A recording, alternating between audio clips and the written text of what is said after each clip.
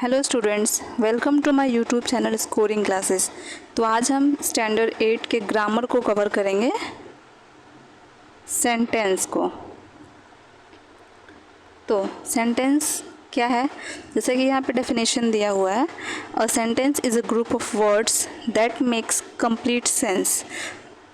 जो सेंटेंस होता है वो बहुत सारे वर्ड्स का ग्रुप होता है। जब उसका ग्रुप बनता है तो उसे सेंटेंस बनता है। जैसे यहाँ पे इतना लिखा हुआ है डेफिनेशन में क्या है, अ सेंटेंस इज़ अ। तो ये सब क्या है, अलग अलग वर्ड से एक सेंटेंस बना है। तो वही यहाँ पे बताया जा रहा है कि जो सेंटेंस होता है वो बहुत सारे वर्ड्स का ग्रुप होता है जिससे कि कुछ मतलब निकले। फिर यहाँ पे क्या है, A sentence begins with a capital letter and ends with a punctuation mark, a full stop, an exclamatory mark and a question mark। जो सेंटेंस हम कभी भी लिखते हैं तो उसको हमेशा ही कैपिटल लेटर का यूज़ करके लिखें।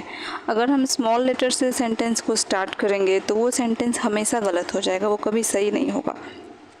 तो इसीलिए हम कभी भी अगर सेंटेंस को लिखेंगे तो उसका जो स्टार्टिंग अल्फ़ाबेट होता है वो कैपिटल लेटर होना चाहिए। और जब सेंटेंस ख़त्म होता है, जब उसको हम लिख के ख़त्म करेंगे तो या तो उसके लास्ट में पंक्चुएशन मार्क लगेगा, जिसको कि हिंदी में विराम चिन्ह कहा जाता है, या तो फुल स्टॉप लगेगा, या तो एक्सक्लेमेटरी मार्क लगेगा, और या तो क्वेश्चन मार्क लगेगा। इससे पता चलता है कि कौन सा सेंटेंस क्या बता रहा है।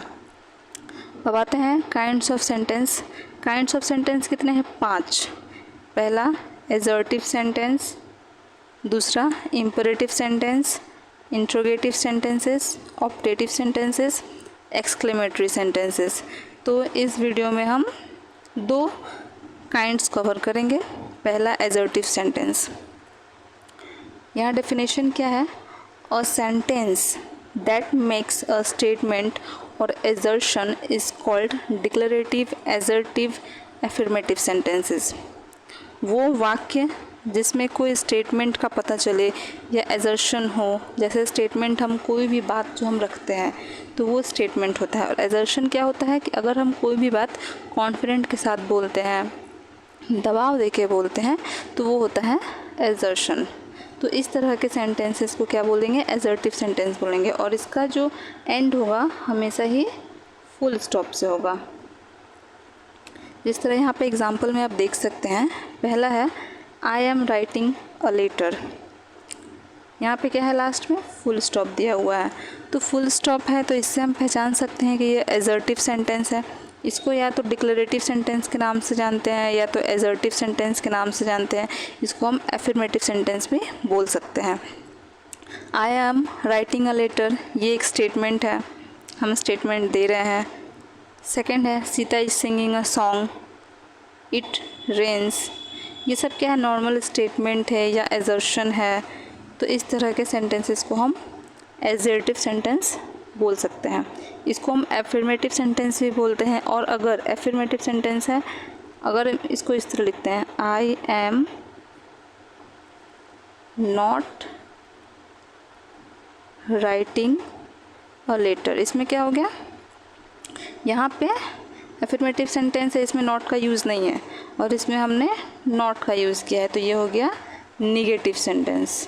तो किसी भी सेंटेंस में अगर हम नॉट का यूज़ करते हैं तो वो निगेटिव सेंटेंस हो जाता है। समझ में आया यहाँ तक? अब चलते हैं नेक्स्ट, इम्परेटिव सेंटेंस। यहाँ क्या बोल रहा है, a sentence that expresses a command, request, advice, prohibition, warning. यहाँ पे वार्निंग होगा, मिसप्रिंट हो गया, सजेशन।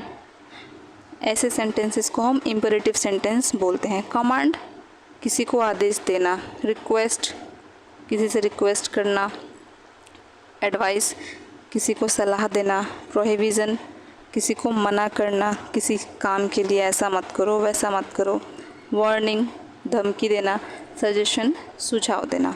तो यहाँ पे ये सारे जो होंगे, जिस तरह से एजर्टिव सेंटेंस में फुल स्टॉप से एंड होता है उसी तरह इस सेंटेंस में भी फुल स्टॉप से ही एंड होता है। डिफरेंट क्या है, वहाँ पे नॉर्मल स्टेटमेंट है, एजर्शन है, और यहाँ पे ये सारी चीज़ें इस तरीके से हम पहचान सकते हैं कि कौन सा सेंटेंस है। अब यहाँ पे इसको जानते हैं, हेल्प द पुअर। क्या है ये? हेल्प द पुअर, ये एक एडवाइस है। यहाँ पे किसी को एडवाइस दिया जा रहा है कि गरीबों की मदद करो।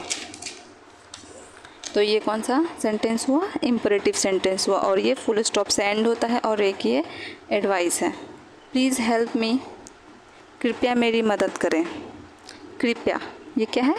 रिक्वेस्ट है, और यहाँ पे फुल स्टॉप से एंड हो रहा है, तो ये क्या है?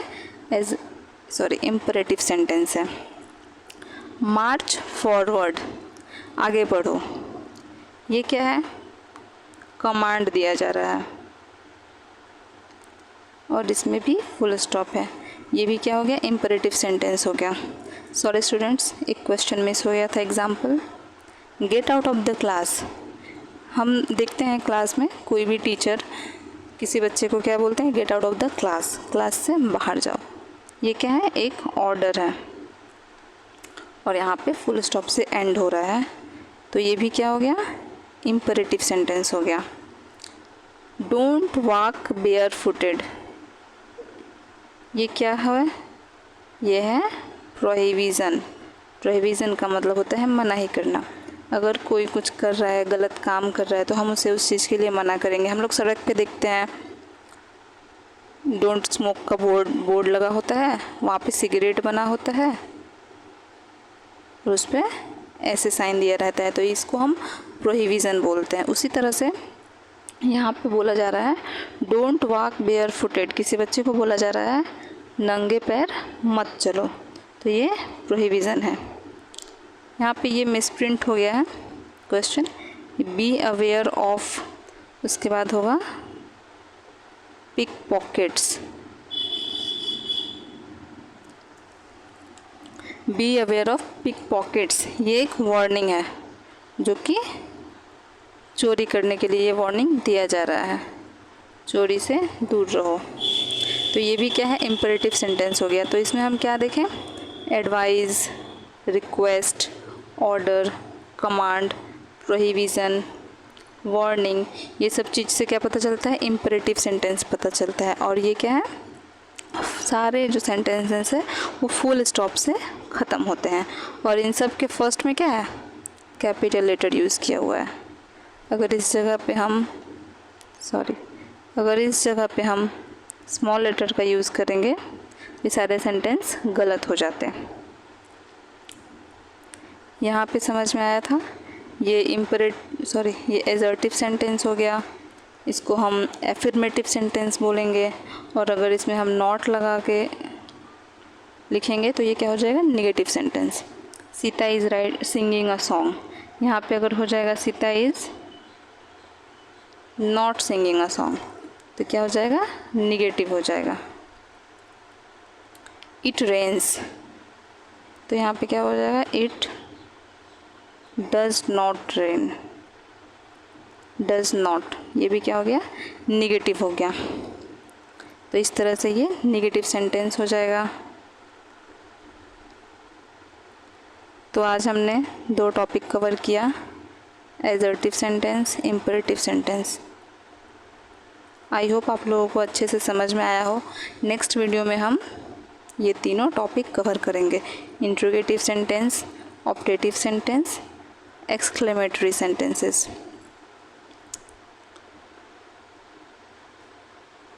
Thank you.